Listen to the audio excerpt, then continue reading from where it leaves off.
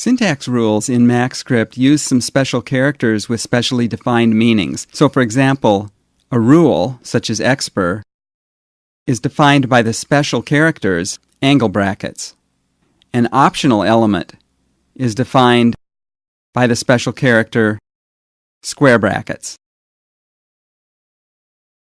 Here's a listing of all the special characters. So we've seen this one. Square brackets means whatever inside is optional. Vertical bars indicate choices. So you might have 1 bar, 2 bar, 3. That would mean choose either 1, 2, or 3. Curly braces indicate an item that's optional and can optionally be repeated. So in other words, you can have it 0 or more times. Curly braces with a plus means that the item is not optional. You have to have it at least one time, and then you can optionally repeat it. 2 colons and then an equal sign indicate that we're defining a rule.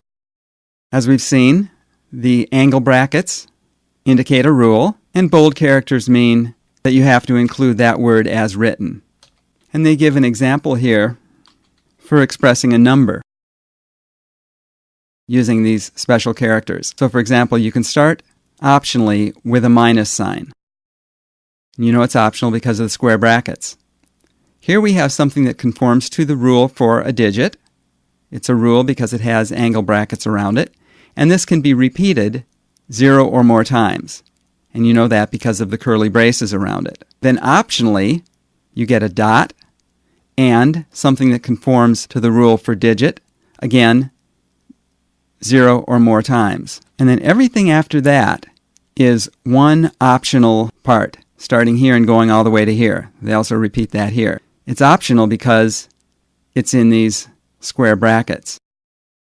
The first part of this whole optional portion is a choice between a small e and a large e. You know it's a choice because it's got the vertical bar.